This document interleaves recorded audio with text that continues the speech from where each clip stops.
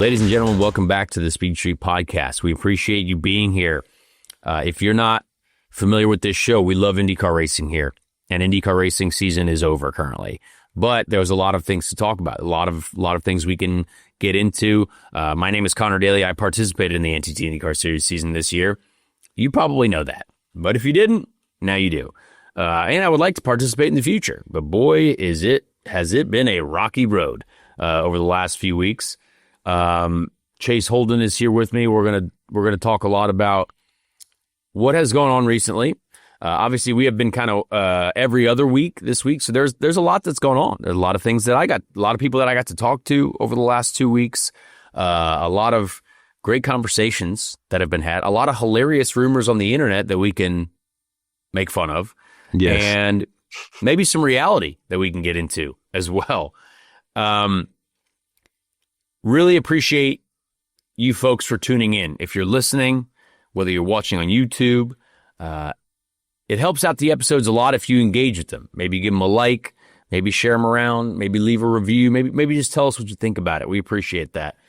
So let's get into it. We've got, first of all, a great guest again this week. We have a race car driver, TV presenter. We have Jack Harvey with us. I wanted to hear about Jack Harvey's first year with Fox. He made a decision to become part of the television broadcast team, which I think he did a great job. He learned a lot, did a great job, and also was at the Indianapolis 500 with Dry Ryan Bowl Racing. So we get to talk to Jack about his whole year, and that is a fantastic conversation. Jack's a great guy to talk to. And racing in general is actually coming to it's coming to an end here, Chase. We've got one more NASCAR race left in Phoenix. Is that correct? One more NASCAR race left. We've got only a few. Well, it seems like Formula One goes on forever, but technically we're getting closer to the end of Formula One. But Chase, how are we feeling? How's everything looking? You've been doing a lot of live streaming for NASCAR events, for any events, talking to a lot of people. How are we feeling? Yeah, it has been a very fun, NASCAR playoffs season. I know a lot of the IndyCar fans like to laugh at the playoff thing. I get it. But Goodyear's been doing a lot, and the racing has been, I will say, I think the racing's been better. So we got Phoenix coming up on Sunday. Also, World of Outlaws, World Finals in Charlotte. If you like dirt racing, there's some open wheel stuff there and some late model dirt racing. So I'm going to be attending that. Got some fun stuff in the works with NAS. So that's going to be great. And I'm sore as well because you did some motor racing yourself. I did, yeah. I had my first time ever racing in the rain at the Off-Axis 500 at Trackhouse Motorplex. Last night it was on Monday night. So, yeah, that was an experience. I ended up I beat some NASCAR drivers in my heat race. Heck but yeah. I also got beat by a lot of other ones. But I didn't finish last, so that's what I'm taking from that whole experience. And I wore trash bags to keep me from getting mud everywhere over my body. The rain is a disaster. If you're going rain racing, you're going to get dirty, you're going to be freezing, and you're going to be damp for a week. So It's tough. I feel it doesn't matter what level you're at. Mainly go-karting because you have no body work around Right. you. That is probably the worst. But wow, good for you, man. I'm glad you didn't finish last. That's important. Yeah, that is very important. We'll keep it going. Hopefully, I can get up there to Indy and we can get in some karts and have some fun. Absolutely. I got to go to Miami for a little bit. I got to go down and hang out with another IndyCar driver, Marco Andretti. We did a lot of training, Marco Andretti training camp in the sun of Miami. A lot of running, getting ourselves fit for whatever we got in front of us. I obviously do not know at all what's going on in front of me. It seems like every day is like a mental tornado. I will say that. God. So it was good to get down there and just kind of escape reality a little bit and just do some training, focus on having some good food, good training, good friends. And it's funny because we had dinner together. Michael Andretti obviously lives down there as well. He's got a wonderful new place down there. That place is one of the coolest places I've ever seen. And Michael's always been awesome. I got to drive for Michael, and Marco's always been a close friend of mine. And, we had long dinner conversation and just, chat. I'm not ever going to reveal what people say, personally. But then I saw the rumor like a couple days later about Michael Andretti potentially buying Prema. Yeah. And I was like, got to know. All right, that is I actually laughed because there are some things that you just know are so far from reality, and maybe someone got a hot tip, but after kind of being down there and communicating and chatting with those guys, I was like, that's not real, like at all. And I almost commented on it just to be like, hey guys, I can promise you, this actually is this is one of those from the AI bots. This is from the atmosphere. This is from alien internet. I don't know where it came from. This is like a deep Facebook group that maybe talked to someone's third cousin who was, on a journey, and they came up with this theory. Did you ask him directly? Like, no, because it hadn't come out yet. No, the rumor was not out yet.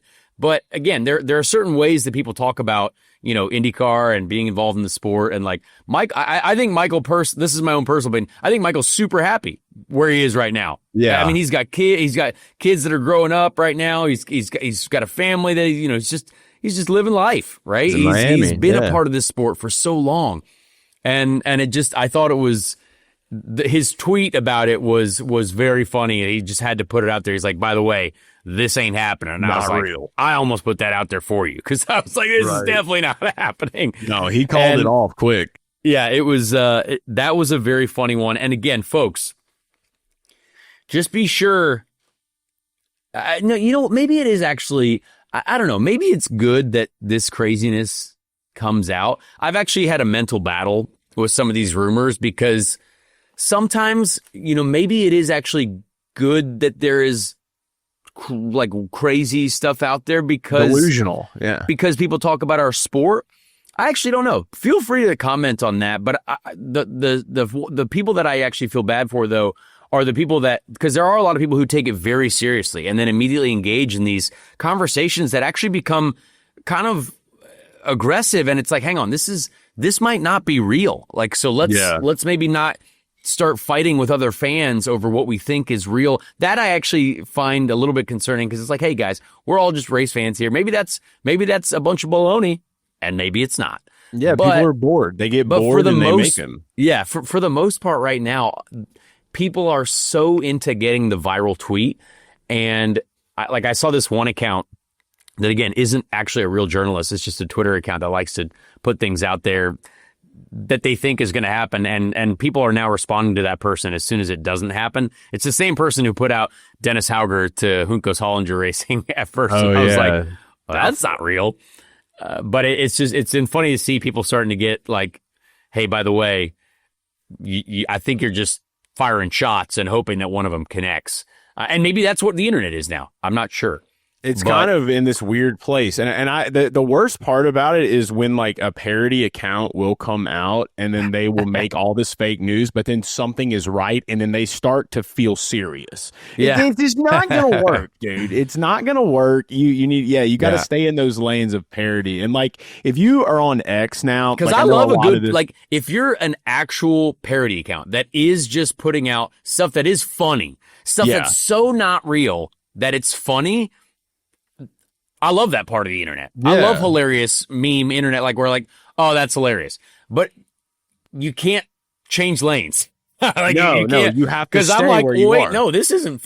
I'm here for the laughs. I want to enjoy some humorous banter.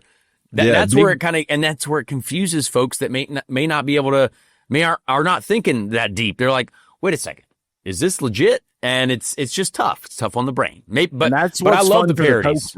The poster gets a kick out of that. That's the big troll accounts. But now they make it to where on X, like, you actually have parody accounts. So I've seen some accounts, but I feel like that takes the fun away from it, because then you're leaving people wondering, because like that's the whole point of it, is you're leaving people to like use your own judgment and your own discretion.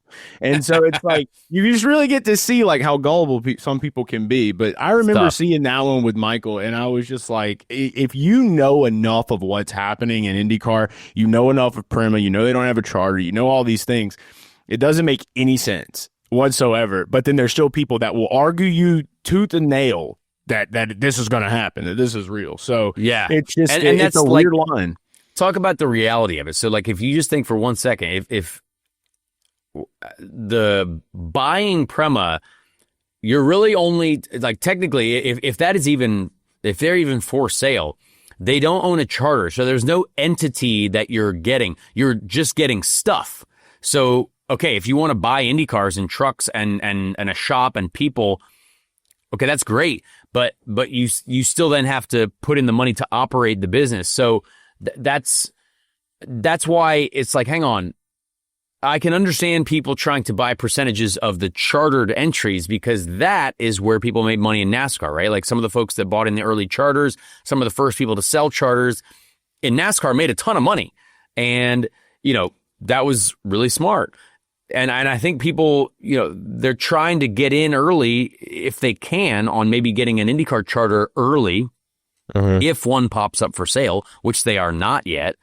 But with Prema, they don't have a charter, so you're just buying stuff. And anyone can go out and buy stuff, but it costs millions of dollars. So right. I just, what are you going to use it for? Yeah, that one I wasn't really sure about. And we still, obviously, I'm not sure what's going on with Prema.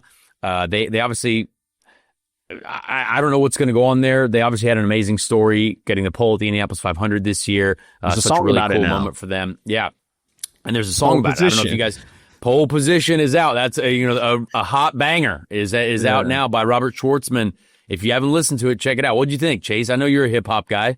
Yeah, I mean, look, Schwartzy's all in on this. The last time I talked to him was in Nashville, and he was serious because, like, when I got to meet Waka Flocka, Waka Flocka was telling me, he was like, Robert's really trying to get me in the booth with him. Like, he really wants to rap. Schwartzy is really in on this rap thing, man. Like, I really think he looks at this as, like, it reminds me of, like, remember when Cole Beasley decided to release a rap album? He was one of the wide receivers for the Dallas Cowboys. It's like, and you've seen Le'Veon Bell do it. So it's cool to see somebody from the racing side of it do it, especially in IndyCar, because now we've got this competitiveness between the Dario Franchitti rap song and Pole Position. So that's the two big rap bangers in IndyCar. The Dario Franchitti song still an absolute heater. And if you haven't heard that one, you got to check it out. For sure. That's a really good one. But yeah, there's been some funny stuff that's popped up over the internet. And again, please let me know what you think, because I like reading. I guess I kind of miss reading stories that are filled with like real quotes from like real people that and can respect, right? Like Marshall Pruitt does a great job in going to get, the quotes from like real people. Now, Marshall Pruitt has also speculated on some stuff as well, which is totally cool. That's what, journalism is, I guess. But some of the stuff that just is that's out there, I don't know, maybe it's distracting from the actual reality of what our great sport is. I don't know. I mean, that's kind of open for discussion, because you got to have a healthy balance, right? Yeah, because you want to have a healthy balance. It's my goal to get a couple of these Facebook pages removed. I don't know how I'm going to get it. I don't know who I'm going to talk to at Facebook or Meta, but till the day I die, I'm going to get I'm going to get the Indy Speed Hub removed. I'm going to get it out. I'm going to get rid of it. I don't know what's going on there, but all of a sudden I see one of those one of their fake articles pop up with like 3 different pictures of 3 different people that aren't even a part of the story that they're trying to sell you.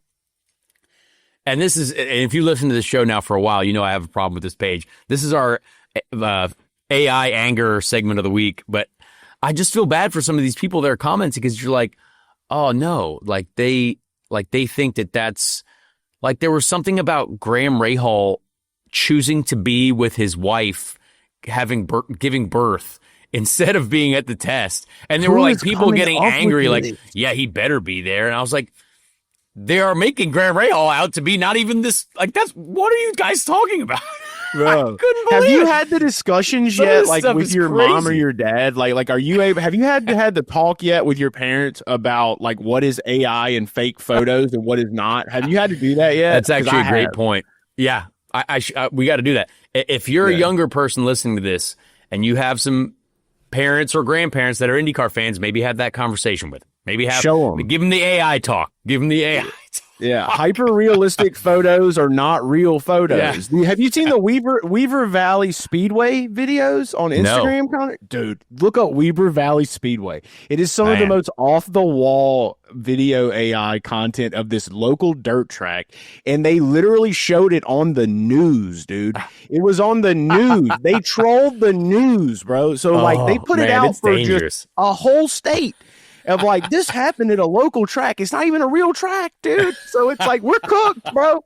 We're cooked as a society if we can't figure this out. Oh, no. We might be cooked. Yeah, anyway, just that honestly, very funny to kind of get into that. But some of the stuff, I almost get into it and start commenting on it every week. But every time you comment, folks, it just gives them the engagement. And the reason why they have those websites is as soon as you click on it, it's generating ad revenue. It's generating the clickbait. And the more comments you put, the more people that engage on it. So it's just kind of wild. But anyway, that was my AI anger segment of the week. We're going to get that page taken down. I'm going to go to war for it just so I can get some real news to the IndyCar fans that deserve to be. Speed Hub canceled. I just want people to read some real news and get some real, just some reality out there. Yeah. We need. Well, that's why they come here. They come here to hear about what's really going on. We've tried to give you the reality. We got some cool stuff that has been dropping though lately. So obviously you had your 8-hour race at the Indianapolis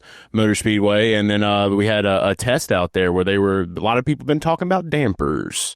Been hearing about it. Yes, you're exactly right. So that's a good segue. There were some Indy cars on track recently, and we can talk a little bit about that.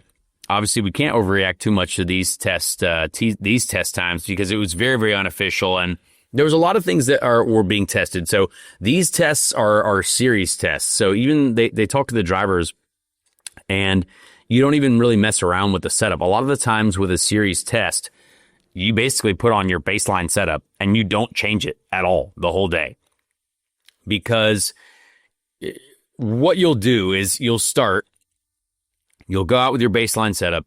You'll fine tune the car a little bit because every day is different. What people don't realize, sometimes they're like, well, how can these teams show up to the track every weekend and be so far off? Like, isn't it just the same as last year? Every day is different at the racetrack, and you have to fine tune the car every single day for that environment, for the conditions.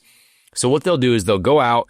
Okay, we'll mess around with they'll be running high downforce, high downforce, unless they're trying some sort of qualifying test for the series. But for the most part, these tests are done with a lot of downforce on, just for safety purposes, for reasons, for development, and just information. You'll go out, 1 run, 2 run, maybe a front wing adjustment here or there, maybe a little bit of toe, some cambers, small things, and maybe a couple spring changes. But really, you don't spend a lot of time because your baseline setup's probably pretty drivable here at Indy. And what the series then will do is, for example, Firestone, we're running through a lot of tires. So Firestone, they want to figure out a way to make the best tire possible for racing, right? I think this year we had a lot of vibrations on different tires. I think some people had it worse than others. I think some people, we even saw at some point this year, we saw tire failures, which is stuff that we really don't see ever with Firestone. And the marbles are a big issue, especially at Indy, right? So if we have a long green flag run, and you get up half a lane high, you're never coming back. You're going straight to the wall. And so Firestone was running through a lot of different tire options, and I know we saw Pato's comments about how the tire he thought was very good, and that's great to hear, because honestly, a series can change entirely purely just by the tire. The tire is such an important element of the vehicle. And if Firestone somehow gives us an even better product, then that just makes the racing 100 times better. And it gives us the ability to tune the car maybe a little bit better for racing. So that was really good to see. And something that you've also seen recently over the last few years, really in the last 5-6 years, I remember Stephen Wilson as well having a big brake issue when he was driving for Andretti coming to the pits, or whoever he was driving for, braking. So this was explained really well. Alex Rossi kind of explained this really well when he did a little interview, but the brakes at the Indianapolis 500, if they drag just a little bit, right, your brake pads are pretty much on the rotors. And because there's everything's tight in there, and if there's any brake drag, you're losing speed. So even if you're not touching the brake pedal at all, those brakes are just dragging ever so slightly, and that slows you down. So there will be ways to pull the pads back from the rotor to let it spin a little bit more freely. Now, those systems mean that sometimes you have to pump the brakes then to get them back for when you pit. There's questionable legality on pulling your brakes back. Sometimes before you qualify, ideally, you want to have the brake pads as far away from the rotors as possible for qualifying. Now, if that's a little dangerous, right? Because if you need the brakes and they're not there when you hit them, that's bad. However, I mean, obviously, if you're in that spot, you're going to crash anyway. The brakes aren't going to help you much. But the pullback systems in our brake calipers, the series is trying to get away from that. And what they'll do a lot of the times for our qualifying runs is they'll make us hit the brakes when we roll up to do our qualifying run at Indy. So the team will be pushing the car, and Rocket or Kyle Novak will be up there and be like, hit the brakes. And so you know that if I stop the car, the brake pads have been kind of pushed back towards the rotors. So there's a system that they were testing that mainly is for reliability, is for I would say probably braking stability coming into the pits. And Alex Rossi, he said that they were very good. And so if they implement that system for everyone, maybe you'll see less problems coming into the pit lane. And that helps us as drivers. So that kind of explains hopefully a little bit of that. And they also tried something that would make the series even more, well, I always say it's not a spec series for this reason, but dampers are completely open. Right. And so the series started trying a spec damper. Now that, if you talk to guys like Alex Palou, they're like, absolutely not. We don't want that. Nope. But, some of the smaller teams would. However, that makes the window a little bit narrower for what you can do development-wise. And I didn't really get a read on those yet, but that would be a big change to our competition's already so tight too. Yeah. I mean, it's like you would just tighten it up even more. And to me, having ingenuity you can't compromise that at this point, right? I think it's good to have an area of open development. Honestly, yes. I think, and people discovering, again, still people don't realize how much you can do. And as much as I try to tell it on this show, our audience is a nice group. But we're not a major audience. We're just a small group of IndyCar fans who love IndyCar racing. And I try to just let you guys know, hey, what's a little bit different about these cars? Why are these big teams always so much better than the smaller teams? Well, that's why. The damper programs. There's a lot of in there. And so you still obviously have to have the people and the money to implement those things. And if there were spec dampers, you'd still have teams to figure out how to run them better than others. But it would almost take away jobs. Because there are some people that specialize in damper development. And if you just have this package that you can run, you'd still have your damper guys, but it just wouldn't be as specialized. And you wouldn't have some guys or girls that are just like, hey, those are the damper wizards. So I'm curious to see where we go on that. I really am. But it was cool to see cars testing in Indy. Great to see. Yeah. Colton Herta, obviously, as well, got confirmed to his race team, High Tech, for Formula 2. Now, High Tech's been around a long time. I remember High Tech when, I was over in GP3, and High Tech hadn't quite got there yet, but they've grown a lot. And to be honest, when I saw it, I was like, I thought it was going to be with Prema or with Dams, or if you don't know who some of those teams are, there are some big name teams in GP2, well, F2, sorry. And when it was High Tech, I was like, okay, cool, let's check that out. Dennis Hauger drove for High Tech, so as you mentioned, Chase, to me earlier, and so they've had some success. They obviously, if Colton's going there, we know they're a good team because I don't think he would be put anywhere else. But very cool to see that program continue to go. I can't wait to see the first picture of Colton in an F2 car. I think it's going to be breaking of the internet. I think it's going to be wild. I can't wait to see Colton in a couple weeks. We're going to hang out before the Vegas F1 race. It'll be good to catch up with our boy Colton. But this was a big one too, Chase, over the weekend. Pato was in an Indy 500 test car and then also a Formula 1 car in the same week. That was really cool. Yeah. In his hometown in Mexico for FP1. Pato is a megastar. Yeah. I don't know if you guys saw Chase, did you see him taking his shirt off for all those people at a Kit Kat appearance? Yeah, dude. At a Kit Kat appearance of Kit all Kat. things, dude. Kit Kat is back, dude. Kit Kat's Kat is back everywhere, bro, because of Pato. But I haven't seen a Kit Kat commercial in years until like the other day. And it was on during a race. And I'm like, Pato did that. That's what I tell everybody. I'm like, that's Pato. That's all Pato right there. He brought Kit Kat back. Pato saved Kit Kat. Yeah, he did. He really did. He said he had a great time in the car too. He said after his run he needed a cork. I believe he said he needed a cork. I don't know. Some people took that as he was about to make a mess in the car because of how fast it was going. No, he was sick. You didn't see that? No, yeah, he was sick. Pato had food poisoning. Yeah, so that was a cork for the wrong reasons. Yeah, that was a Stingray Rob at Nashville last year cork. Ooh. Yeah. Oh, not fun. Yeah, dude. apparently Pato got some food poisoning. Yeah, apparently that's not ideal. But he is a megastar, and we are IndyCar as a series is so lucky to have Pato. So lucky to have Pato. And I sat down actually with Pato the night before the Indy test last week, just catching up. Pato, I will give Pato an amazing amount of credit. Great human being. This is the first time I'd really just sat down with Pato, other than this show, in a while, to just like catch up on life. I think we've had some stuff. I've had some stuff going on in this offseason that has been kind of wild, and we're just catching up on life.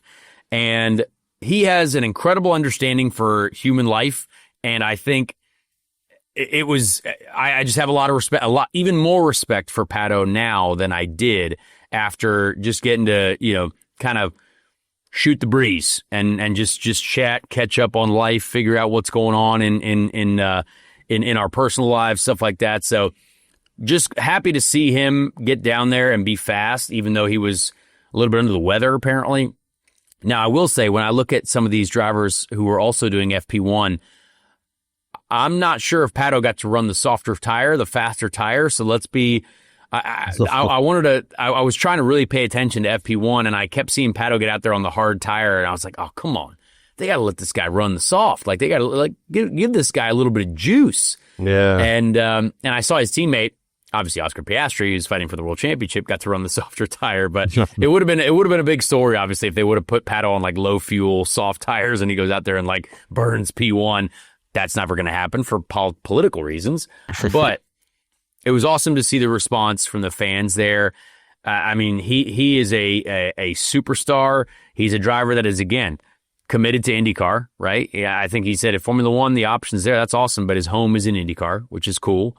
And there was something that also went on during that FP1 session. Now, I was around over the weekend, right? I'm a race fan, so I watch everything. I watch trucks, Xfinity, Cup. I watch all the Formula One sessions because I'm a race fan. During FP1, Chase, I don't know if you heard this, but Jacques Villeneuve was doing the commentary. Jacques Villeneuve, Indy 500 champion, Formula One world champion. And Jacques Villeneuve is a guy who I actually asked to be on the show today. I was just communicating with him. I was like, hey, maybe we have you on the show sometime. I like Jacques. He's always been really cool to me. He's even done some NASCAR races. Yes, he has. But Jacques Villeneuve, in the middle of that FP1 broadcast, put some wild statements out there because they were talking about Pato. They were talking about Colton. And I was like, oh, that's cool. And they were having this argument about who's going to drive for Red Bull in like in the Toro Rosso car. Well, it's obviously now it's a different name. I love the Toro Rosso name, but the Red Bull secondary team, Scuderia AlphaTauri, whatever you want to call it. I mean, basically the secondary Red Bull team. I went with all those names because, well, I just love it. But there was a great conversation about who they thought could be the driver. And do you want to guess who came up there? Is his name start with an A? His name does start with an A. Okay, and I know.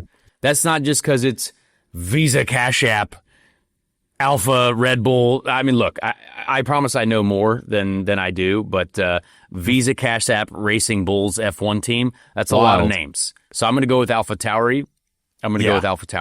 Why not? But they did mention Alex Palou. Mention Alex Palou. And Jacques Villeneuve mentioned it for the Visa Cash App team. And I loved it. As soon as I heard it, I was like, yep. And the other commentators, you could tell, were like, what?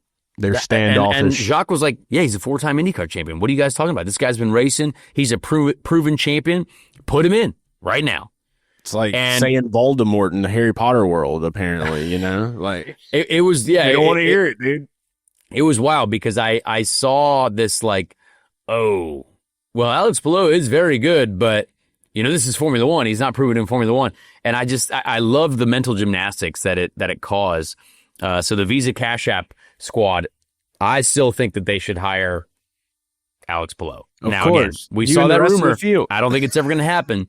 But it was very funny to see, and it was very funny to see the debate for AlphaTauri, Visa Cash App, Racing Bulls, all the raging Bulls teams, whatever they are. Great people over there, I'm sure. But that was awesome. I mean, that's good for IndyCar. Yeah, it is. You'll be proud of me, though, because I did keep up with a little bit of the F1. I did see where George Russell got to watch some practice from the stands wearing a Mexican wrestling mask. Did he? So he was there. Yeah, he was like, got to watch. Make sure that wasn't AI?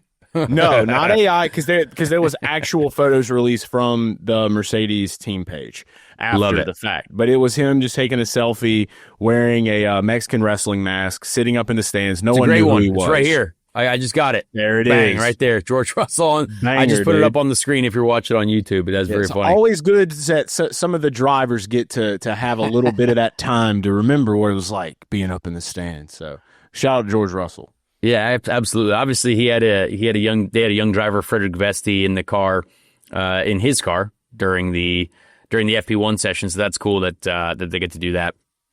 But yeah, cool to see Pato down there, and cool to see him doing well. Cool to see him. For some reason, he decided to take his shirt off at the Kit Kat appearance. I don't know if you saw that, Chase.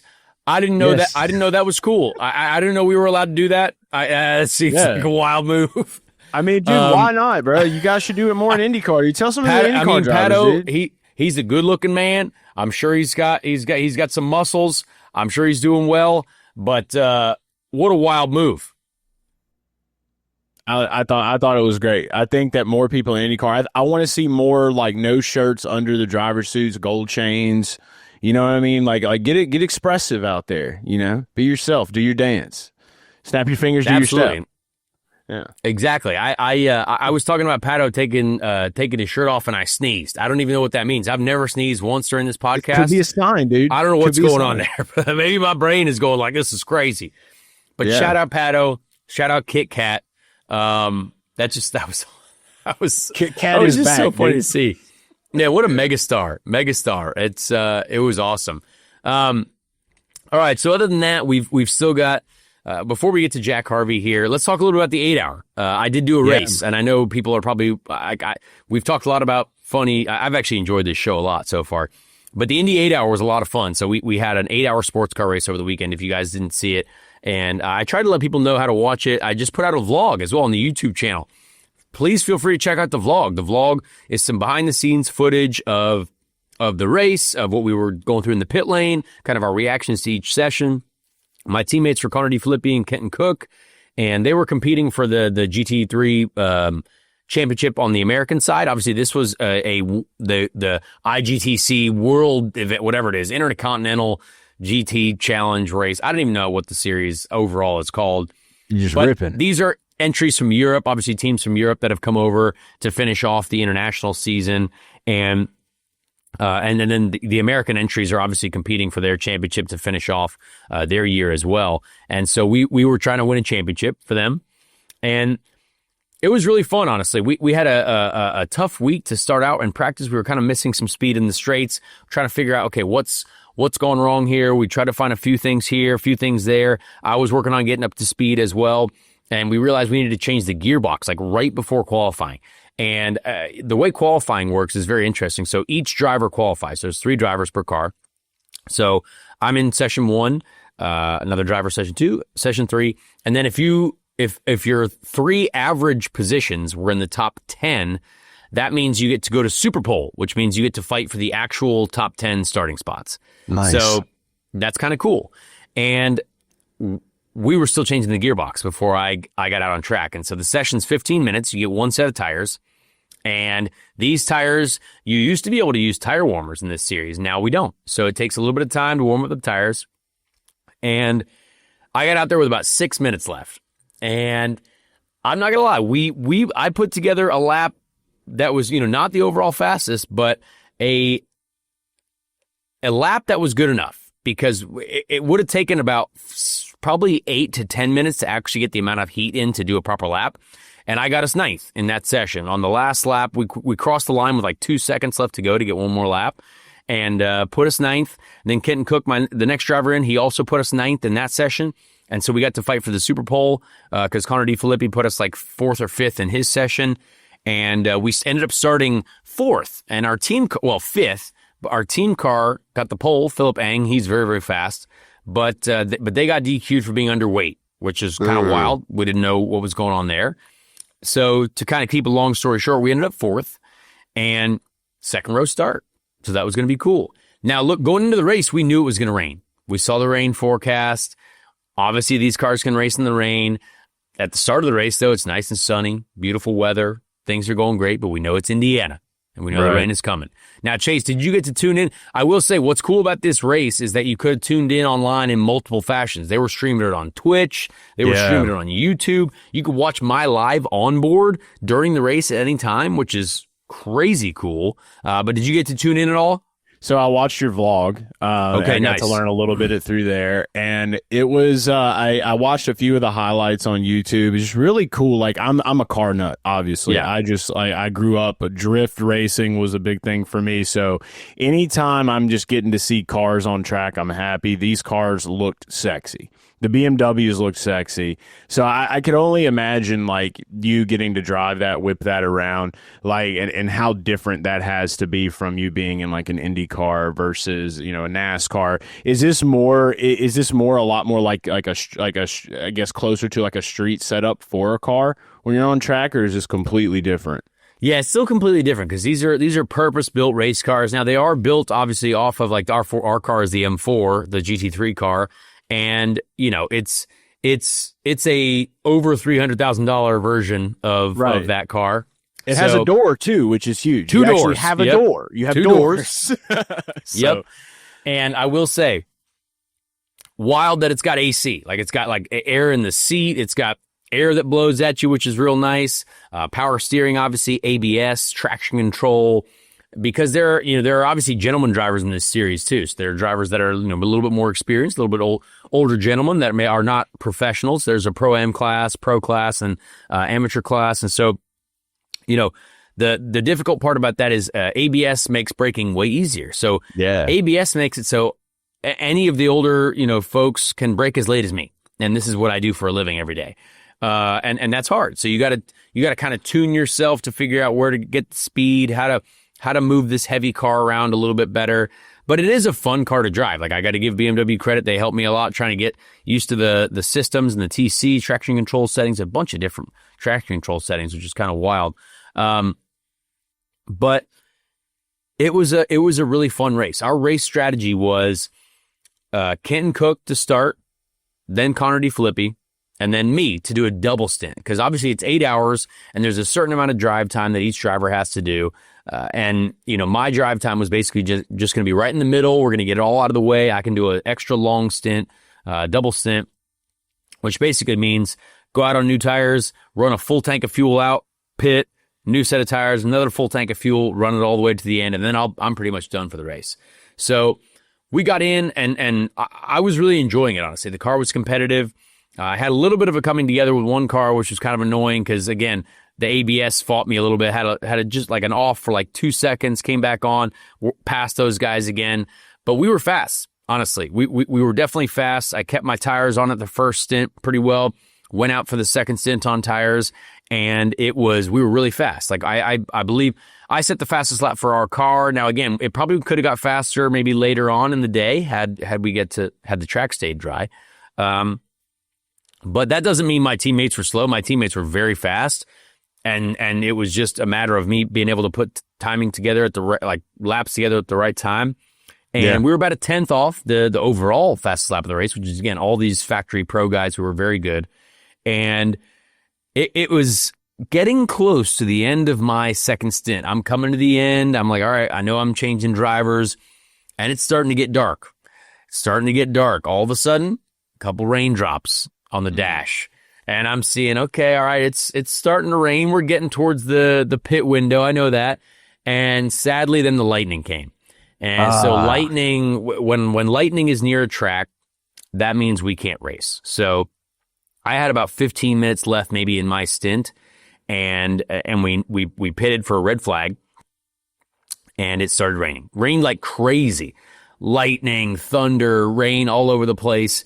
And it means we just couldn't do anything. But the time kept going. So the time on the clock, the 8 hours, it kept running. So it obviously didn't mean that, the race was not going to finish at 2 a.m. It basically just means racing goes away, which is a shame because that meant that it really altered the strategy for us should we have got going again. Now, I believe we could have got going a little bit quicker. It stopped raining and we were like, okay, let's go. But they maybe held on a little bit too long.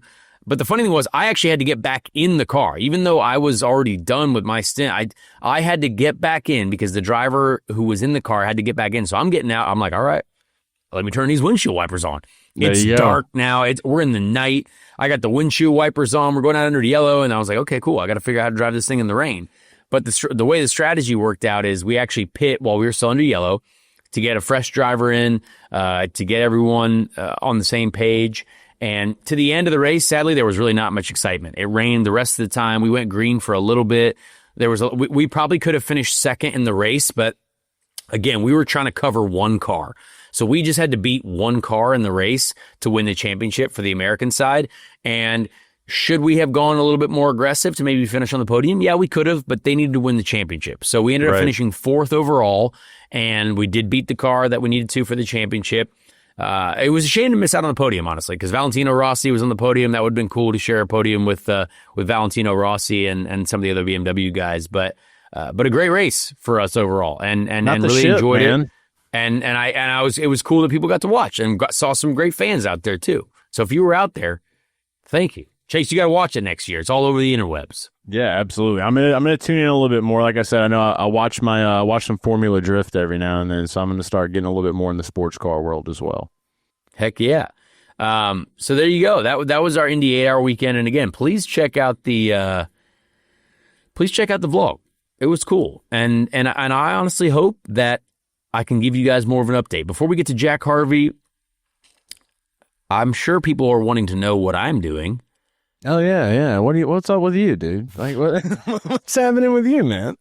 Honestly, my book is getting the book that I'm going to write eventually, and maybe I won't because got some paragraphs. Maybe make me angry. This last week has been very trying, I would say. A lot of false realities have been presented to me. A lot of things that maybe people aren't afraid to be truly honest about situations, but it's been difficult to work through. And the funny part about it is one day all of a sudden you think you've got options. You're like, oh my gosh, we might go racing. And then all of a sudden they're completely shattered. And it's a weird thing as a driver because I don't think I would ever tell someone something that would lead them down a path, especially if like if you imagine telling a kid, hey, guess what? We're going to let you go on the playground for recess later today. Like you're in school, like can't wait for recess. Oh my gosh, that's awesome. And then just before recess, you're like, just kidding. You got to read books in here instead. Oh, I would have been furious. Yeah. Like you feed me this dream of getting outside, maybe playing some dodgeball, maybe throwing the football around a little bit with the class. And then all of a sudden you just lied to these children. I feel like that's what's happening to me in the office. That's how you punch people in the gut when it comes to trust, dude. It's been a weird time of year. And again, I've been very lucky to be a part of this sport for as long as I have been. And, it's there's been some amazing moments, but sometimes it's just like, dang, I feel like I've given everything to this sport.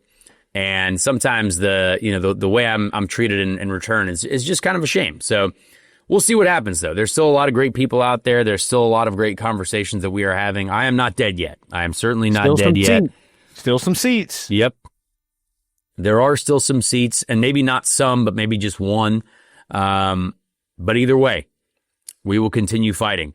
And at the end of the day, me and my manager, we are busting our butts working on a whole range of things. And I think that there is still a lot of exciting possibilities. And even in a 2-day span, a whole new opportunity presented itself in a whole new world. Mm-hmm. But then that almost got shot down instantly, where you're like, you never know what can happen tomorrow, honestly. My thing that I tell young drivers is you truly never know what could happen tomorrow. It's a wild environment. So keep the faith. We're going to keep working on it. We're going to keep building our program, try to get some more and more people involved. So we almost can't be ignored when it comes to the funding side, and we'll go from there. So we'll see. We'll see what happens. Nice. All right. Well, with that, let's get to our interview with Jack Harvey, who is a race car driver, who is a TV presenter, and a British man, and a football team owner. And by football, we mean soccer, obviously. So yes. Here is Jack Harvey. Folks, this week we have a man who sounds fantastic, a man whose voice you heard a lot if you are IndyCar fans, if you are motorsport fans this year. A man who joined the Fox team, a man who also was participating in the Indianapolis 500 and who ran very well at the Indianapolis 500. A great racing driver, a great British human, a card collector like myself. Jack Harvey, thank you for being on the show. Welcome back. Man, that's some introduction. I feel like I wasn't ready for that, but I'm on a high now. I'm buzzing. There we go. Jack, let's start right out the gate. You are confirmed already as a motor racing driver once again next year with the Dry Reinbold Racing team. Your effort with them this year at the Indianapolis 500 in 2025, give us kind of your overview of that. Give us what you thought working with the team. Obviously, I was there the year before and really enjoyed working with that group, a great ownership group, great mechanics, a lot of good, smart people there. Kind of give us your thoughts on it. Well, but for everybody, they are a really fantastic team. I think they probably don't quite get the general credit they deserve because they do only do the Indy 500. I know that within the team and publicly there's been a huge push, and they've stated they like to do more, but obviously with charters and whatnot, you're going to have to just see exactly how that plays out. But to be honest, man, you already said it, like that. It starts very much at the top with Dennis, his passion for motor racing, but also kind of specifically the Indianapolis Motor Speedway. It's strong. Like, this guy is, I don't want to say he's a fan, but he is also a fan, and he just loves that place. So between him and then everybody else that's in the team, it trickles down so that they do have a great set of mechanics. And again, it might only be for one race a year, but I think it leads to this question, which I know we've chatted about. Would you rather be Dreyer's primary focus and effort, or perhaps the third or fourth car at another team? And I'm going to go out, I'm going to say, I hope at least, that I'd rather be Dreyer's primary effort, but they are such a great group of people. I was so happy that we got it done and dusted early. From a sponsorship side, I knew that we didn't have more than the Indy 500. And with everything that we've got going on with Fox and, hopefully be back again doing that again next year, it's just, I hate to sound like a negative when I say it, but I'd rather have locked up something knowing that was in our reach than kind of just waiting. Yeah, no, that's a fair point. I am currently in that waiting game, and it's, it's sometimes you got to look at like, hey, what's legit? What is something that I know that we can do correctly and competitively? And I think it was a great choice because obviously you got a chance to expand your career with Fox.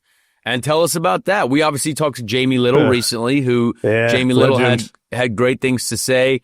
And it was really, really fun to talk to her about kind of the season at Fox. But What would you say was your most difficult challenge being a TV guy now? And what was the most fun part about it? Dude, for St. Pete, I watch that back sometimes just to see exactly how much I've progressed. I felt so as nervous as when you go out for the Indy 500 qualifying run, man. I nothing worse than when someone just says live and just hit it. And there was so much to learn. I still think the hardest thing for me was when we're having a conversation when I was interviewing you or something, then my producer will speak to me. That for sure was the hardest thing. It took a decent amount of time. I got in a rhythm and a cadence with him, Eric Mandia, who was my producer on the IndyCar. And then also Pam Miller was a great mentor during in the next booth and whatnot. And you know Pam really well. So Absolutely. I actually spoke to Pam a couple of weeks ago, and I felt very lucky that in my first adventure outside of motorsport driving, but still in that world, that Eric was on my side, that Pam was on my side, that Jacob Ullman was on my side. And obviously the booth for the IndyCar race, I think, do an awesome job.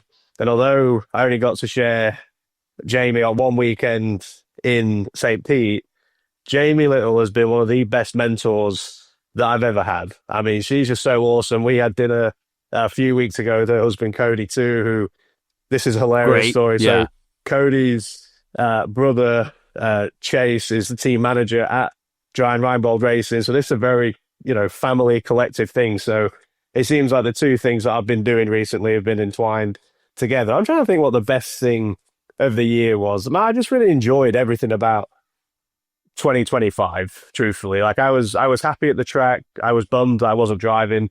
Truthfully, that was a bit more painful than what I've ever really spoken about. Yeah. Because I feel still that. register. I know how that feels. You get it.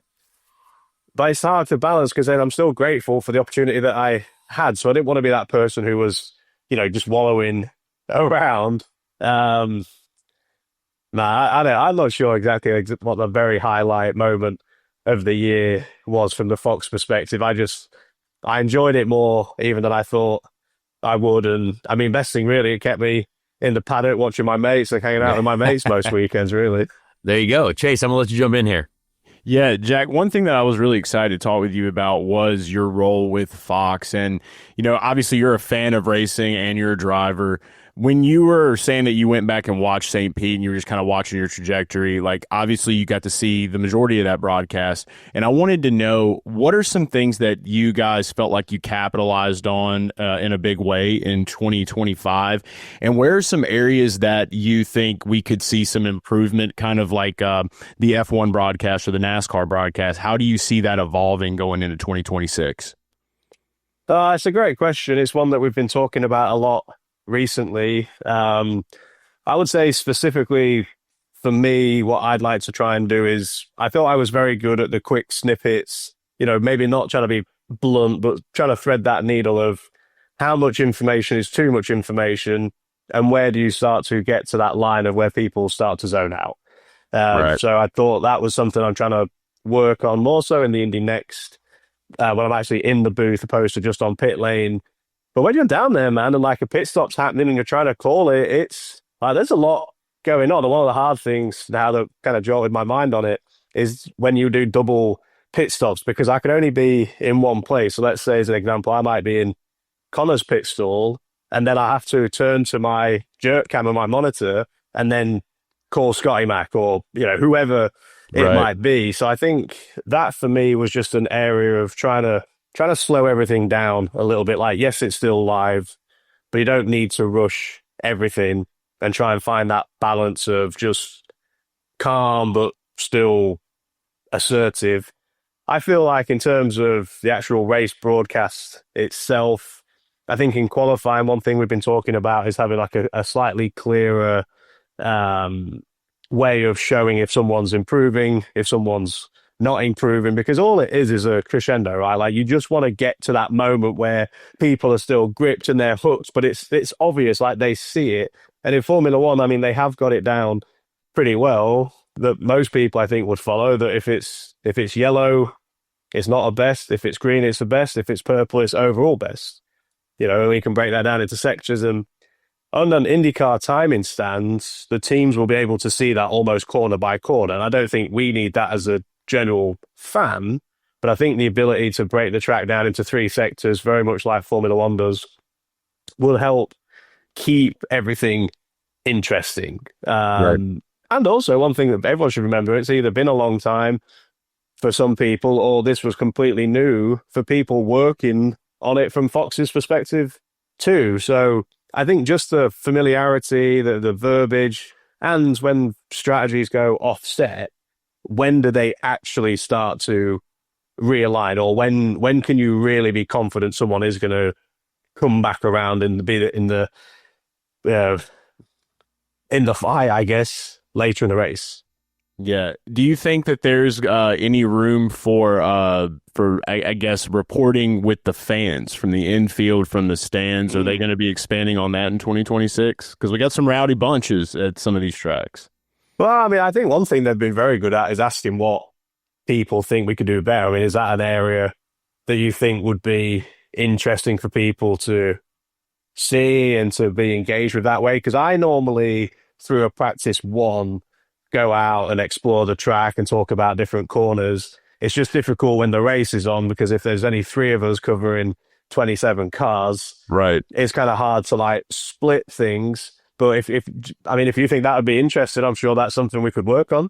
It'd be fun. I know that there's been some pretty all-time moments that have popped up on the Instagrams and the TikToks that are happening during the race. So maybe getting somebody else around there to cover some of that, I think, would be pretty hilarious. I'll pass it on. For sure. Jack, when we look back at the season, obviously there's one guy who destroyed everyone. But I kind of want to know what you thought was maybe an underdog performer that was a surprise for you. Someone that you thought, hey, you know what? This guy had a great year. And maybe it was kind of unexpected. So no, I thought Christian did a good job, Lundgaard, honestly, moving to McLaren, going with Pato. And to be honest, man, I think my most under the radar guy was probably Armstrong. Yeah. I thought Marcus did a really good job. And actually, I think up until the very last race, it actually looked like he might have just finished ahead of Fro. I think in the end, he just finished a little bit behind him. But for a guy who's very funny and dry and whatnot, I felt like still flew a little bit under the radar. And the only time that I saw him make the big headline was his podium. I think it was at Iowa. And that was the weekend that Shank earlier in the week had said, we really want to see something extra from him, which he was already performing well. But I mean, that's his classic team boss, right? Like, we always want more. And then he went and did it. So I felt like of people inside the top 10, he was probably the guy that I was like, okay, Marcus, like every weekend you're there. They made good strategy calls. They maximized. I agree. I mean, those are two great stories. As we look forward now, so the offseason has been, let's say, wild. We've got Will Power moving to Andretti. We've got David Malukas now at Penske. We've got all these major moves that have happened, and honestly, still moves that are still to be made. There's still one, maybe one or two open seats left. Well, Conor, tell us, where are you going, bro? We want to know. The people want to know. I want to know as well. I'm going shopping for groceries. That's all the only journeys I've got on my radar right now. We know for sure we're going to the card shop on Thursday. Oh my gosh, yeah. I'm going to end up at the Indy 500 in some way, shape, or form, and we kind of already know that. But I would like to be involved in the full season. But who knows? Anyway, aside from me, which there's still some wildness going on there every day.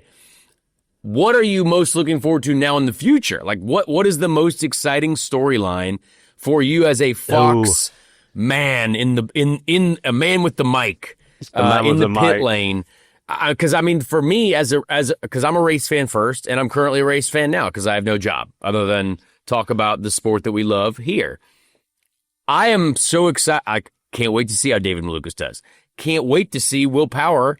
What does he do with his helmet colors? Are they going to be the same? I don't know. Is it going to be red, white, and black and silver? Who knows? What's it going to, like? Is Will Power got a completely new identity? Does he come with a goatee? I don't know. Maybe a mustache. Oh my God, I would love that. Goatee Although willpower is a must. Dude. Yeah, handlebar. I would love to see Will with like a handlebar mustache. Me too. It's on the table. Man, to be honest, I think that, I mean, you said it. I think David to Penske with all the hype up to it, how it was the least clandestine announcement ever. Like, it seemed like everyone knew it was happening, but then nothing was really happening. And then, eventually it happened. I hope it goes well for David. I got to say, though, I do lean a little bit more towards being excited to see Will Power at Andretti, just because it's so different. And actually, even down to, I have no idea what Will Power's like helmet colors are. I just assumed that they were what he's already had, in that team. And then I guess the absence of Colton and like how that might impact. Yeah, I didn't even mention that. And now, I mean, again, a huge story. And then I guess, because I followed, because I was in the booth in the next races, I will be excited to see how Dennis Harvey goes. A guy who was very good in, the open wheel ladder to Formula One, came out and, realistically dominated Indy Next this year. I think there are a lot of good general storylines. But man, the off season's always so wild, and the bits that I've never been in this position, so I really shouldn't say too much. But I remember chatting to Renus, and then he came out so early and just said, "I'm not staying at Dale." Like, I really feel like I've never been in a position where I could take an option off the table. Yeah, early. I know. Yeah, Right. So that's wild. I was like, still Renus, one of the wildest things I've ever seen. I'm like, why did you like say it? He's like, well, I knew I wasn't going to stay. I'm like, yeah, but why did you say it? Because then they did the partnership with Andretti, and I mean, we'll TBD to see exactly how deep that partnership is, and what it is, and there's a lot of big TBD around that. The dynamics of the off season I always find interesting. I was about to say entertaining, but it can be, because I don't know if this is the right platform to do it or not, but it is. Who's going to be in Dale's second seat? Who's going to be in the Foyt seat? Because one week you hear it's for sure this guy, and he's got the money, and he's got this, and then actually a week later the whispers, well, maybe that's not the case, and that merry-go-round is draining. I don't think people really realize just quite how draining it is, because as soon as you get a seat sorted and something confirmed, it gives you that immediate focus. And I think that's what I struggle with in the off season when we don't have something ready is, what do you do with your day? You go to the gym, you do the usual, some of the similar things, but it's like you're missing the thing that really gives you the warm and fuzzies when you get out of bed and get going. So generally, I've just always enjoyed watching the off season extra, because we got our deal signed with Dreyer early. But yeah, I got a side note. I do respect the cojones that Renus has got to take things off the table before they're even before something else is signed. And when I don't know, man, it's a wild thing. I've never been in that position. He might have already had a contract signed for somewhere in the future, but all the details might not have been fully locked in. But still, wild to do. I agree. Very quiet. Yeah, I've just never been in that position. Me neither. One day maybe, but I'm there calling Dennis. I'm like, so are we ready to go? And then I actually signed. This was kind of a fun tidbit. So I actually signed my contracts with Dreyer in the car park in Nashville. Love that. So yeah, car park contracts, clipboards. What's that? Full clipboard, or was it tablet style? Did you clipboard sign? It was it literally was on the front of a Silverado. Not even digital, just old fashioned. Incredible, dude. Yeah. Love that. Chase, I'm gonna let you jump in again. Yeah. So another thing I wanted to ask you about was you're involved with a football team, Lincoln City Football Club. Can you tell us a little bit about it and how they all came to be? Jack's a sports owner. He's a sports owner. Guy. Well, I'll be a big sports guy. The thing that's not big is our equity share in the club. It really. I met the owners of the club, probably, or the biggest shareholders of the club at least. A couple of years ago, really great people, bonded immediately. They're actually big IndyCar fans, so it was kind of awkward because they recognized me, but then they were like, "What are you doing in Lincoln?" I was like, "This is my hometown." So we kept chatting, and we became friends. They came out to the Indy 500 a couple times. We've had dinner a couple times, and just really developed a good friendship. And on the last time we had dinner in the UK, it was over Christmas last year. And I asked, the guy's name's Harvey Jabara. I asked Harvey, like, how did you get into the other sports you're involved in? And he had a simple answer, and it's one of these ones that it sounds so obvious, but it just, in your mind, you're like, that can't possibly how it always is. He just said, I asked someone. I asked if I could be a part of it. So a few weeks after that, I was like, well, I'm just going to ask. And yeah, there you go.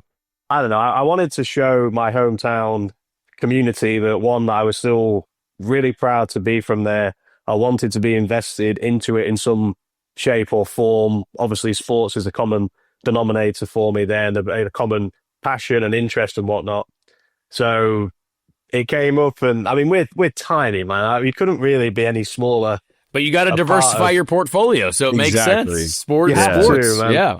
And I keep getting just rinsed on trading cards. So maybe this is a safer investment for a change. We don't normally do. Yeah, I keep thinking trading cards are the investment, but I just get rinsed now. Although Conor will tell you, I have been on a little bit of a hot streak when it comes to Pokemon. Jack's on a hot streak. You were a big Star Wars guy too. I was told that you were a big collector of Star Wars cards. Oh, I am. Okay, so do you obviously, is it just the cards, or are you a Star Wars nerd? Well, I'm a Star Wars nerd, first and foremost. And then actually my whole card thing started outside of being a kid when everyone did Pokemon cards. I went to buy my trainer a gift, and earlier in that week, he had told me that he likes trading cards. And I was like, oh, I haven't touched trading cards in, 20 years or whatever. Went to the trading card shop, got hooked, started doing some Formula One times. Conor jumped in, and then at one point there was me, Conor. I was in there a long time, bro. we were going in doing Formula One, and then I kind of pivoted and branched out into doing the actual things. I mean, don't get me wrong, I still love Formula One. But yeah, the Marvel cards, Star Wars, they're my biggest, PC. What's your biggest, what's your most expensive card that you're holding right now? Probably the biggest one I've got is an Iron Man 101. Okay. Hell yeah. All right. Well, there we go. Iron Man 101. I'm a big Tony Stark guy. I just pulled this Dick Trickle electric the other day. That's that right there. I mean, anytime you pull an electric Dick Trickle, dude, I mean, what more could you ask for? Dick Trickle. We need that sort of IndyCar. I like Stingray, and I like him extra because of his name. That's it. Yeah, that's the main collection I go after is all the Stingray cards, dude. That's all I really care about. I've got some Conor Daly cards in my PC. There you go. There we go. There you go. I like that. I actually get hotter in it. I just realized too that there's a couple I realized that Alex Palou had signed a card for me very creatively and to me, and I was like, well, let's hope he keeps winning championships, and this might be worth something even more later. And then I don't know if you saw over the weekend, but Jacques Villeneuve on the Formula One broadcast was like, yeah, Red Bull should just put Alex Palou in their car right now. And I was like, now this card's even worth more. And I was like, let's go. There you go. That's value, dude. I was chatting to Colton last week, a couple of weeks ago. We were interviewing him about, his move and whatnot. And talking about trading cards, I bought some of the IndyCar ones when they came out earlier this year. Me too. I got a Colton Herta autograph card without an autograph. Oh, brutal. Wow. Did you hunt him down? I'm like, dude, what is this? It's not amateur hour, bro. And even better than that, he's about to be in the F1 product soon. I know. They might have to get back on the F1 train. Colton products are going hot right now. Colton products. We love tops, dude. I want to know what Conor's biggest card is, because I know he's got a big stash, but I want to know individually biggest card. Dude, this thing's wild with his collection. This is when people start to tune out right here. They're like, what are these nerds talking about? I've got the PSA 10 Umbreon from Prismatic Evolutions. I'm sure people won't know what that is, but it's PSA 10. That's probably a big one. I got some older Pokemon cards that are pretty neat. Gold Star Raikou and a PSA 9. I've got a solid platform of investment, and it only goes up. just like stocks, they only go up, right? Apparently, Well, that's actually, that's what my money people keep telling me. They only go up. So a few weeks ago, we went to the card shop when Mega Evolutions came out, and we bought almost the same stuff. Yes, except I left and had ripped all of my stuff. Oh, and no. Conor, like a good investor, hung on to most of his. So that's why cards are not a good investment for me normally. Well, it depends on who you talk to. Dude. It depends on how lucky you are, and depends on who you talk to. Well, I've got that Lucario to an offer grade, and so we see. Man, it's a fun thing for us to get into. I've enjoyed it. It's been a fun pastime, a fun little hobby, as they say. But before we let you go, Jack, we like to get a little. I like to get a good prediction in the game. I like a good early off-season prediction for the 2026 IndyCar champion and Indy 500 champion. I want to throw it out there because why not just talk about it? We get our minds rolling, we get a little early, and then if it's right, then you can be like, I called it in October. Yeah. Scotty Mack to win the championship. Wow. All right. I think that's a good one. Have people said that though? No, I don't know who my prediction was for this year, but I think it was Joseph Newgarden. But it's very hard to not choose Scotty Mack. I haven't predicted for 2026 yet, but we'll see. Oh, okay. So you're just asking people. I'm asking. We asked Jamie Little. Yeah. I like to ask people. Yeah. Well, man, so here's the thing. I love Alex. Alex Palou is a genuinely very nice human being. Great dude. He's such a nice guy. What he's achieved in the last 5 years, especially, is just insane. Like I don't even have the words to describe what he's done. Normally, we say IndyCar racing is so good because it's so equal, yet he's still dominated. So take from that what you will. I would purely when I think about my broadcasting side. And the series, when having good growth and developing people's personalities, I think Scotty would be a great champion. And I also and this is me, and I know Joseph brings that very Sturley, ultra, I'm just mystical competition all the time. I just feel like Scotty has the ability to carry a little extra like pep in his step, and he's funny and he's got charisma. And if you're watching Scotty, that's the most compliments you're getting from me. So he would be my early prediction, and he's also super good at St. Pete. So I think he could get his season going in a good way. But in terms of 500 mile, I hope it's me. Like everybody does. The 500 is obviously such a crazy race. But I'm also going to throw it out there. I don't know why, because I felt like it was going to be this year, but it'll be next year now. If you're in a full season seat, I'm going to say you win a race. Oh, me. Thank you. For sure. It's time. It's time. Thank you, Jack. That's far too nice of you to say, but we appreciate that. And thank you for being on this show. We appreciate having you. It's been far too long since we've had you on the show, but I wanted to hear about your Fox experience. I wanted to hear about everything that you've been doing. And yeah, we hope your off season is continuously less stressful because you have a job and you're locked in. And you're going to go racing at some point next year, most likely. Well, it is in May, but maybe other times. Who knows? We hope, man. We hope. We cast a wide net, so we see. All right. Thank you, Jack. Awesome. Thank you, guys. Thank you so much to Jack Harvey for being with us. Great episode. Great show. I really enjoyed this one. We got a lot of topics covered, and honestly, there's probably going to be a lot that still drops. And if we miss anything, feel free to let us know. I'm happy to get into the comments, get into the internets, and chat with all you folks. Remember, don't fall for AI pages on Facebook, and if anything, report them if they're not verified, and if you see that they're maybe talking a little crazy, it's probably not real. So let's go with that one. All right, let's get to a fantastic segment: the Ricky Treadway Random Indy 500 Driver of the Week. The greatest event of its kind that's ever been run on. Let's meet the drivers. Who make up the field?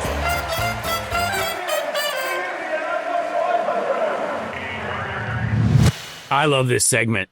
What a year. What a time we get to experience together, learning something new about Indy 500 drivers. It's one of my favorite things of the week. And this year we went way back into the archives once again. We went to the 1913 Indianapolis 500. 1913. Recently, Doug Bowles dug up the track, and we got to see some of the pavement that was there in 1911. Some of the bricks that were there all the way back in 1911, 1909 so cool. When they built the track, whatever it was. Incredible experience. And this man was out there. He was out there racing, doing stuff when those bricks were laid, probably.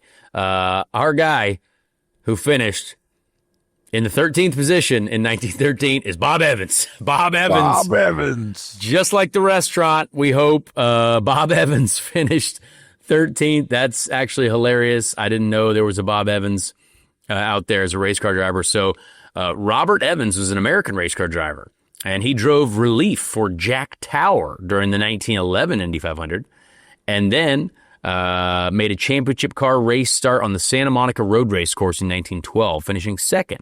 Evans drove in the 1913 Indy 500, which would be his final IndyCar race. Wow, that's kind of crazy. So short career, but long life. He lived apparently all the way till 1971, so 81 years old. It's a little bit loose, though. It says aged 80 to 81, so we're a little bit loose on where he went. But one Indy 500 start. He started 4th, and he finished 13th. So some other interesting news that I found on motorsportmemorial.org. So his death date is unknown, the month and the day, and no one knows where he passed away at in 71. One thing that was he on like one of those planes that tried to go find the edge of the earth if it was flat? He was hanging out with Amelia Earnhardt, dude. Yeah, something like Amelia that. Earnhardt. Dude, the Bermuda Triangle got him. One thing that's really cool here, though, this is really cool for me at least. It says that he won a race in New Orleans driving a Warren Detroit stock car ahead of his teammate and friend Jack Tower, which also was a racer in that Indianapolis 500. So I want to know what race was going on in New Orleans back then. That's crazy. So really cool little tidbit of information. Found that on motorsportmemorial.org for old Bob Evans. And I've never eaten at a Bob Evans restaurant before, by the way. Well, I have. I need to do that. I have. They are very good. And I had a great experience at Bob Evans. So that's hilarious. Bob Evans, Indy 500 race car driver. So we appreciate you folks for being here. Please like and subscribe to the video, like and subscribe to the podcast, whatever you can do to help it. We appreciate it. We're going to try to keep this show rolling. And thank you for being here. And we will see you probably very soon, as in we're going to take another week to accumulate some news and some guests, and we will go from there. So we will see you when we come back to the Speed Street.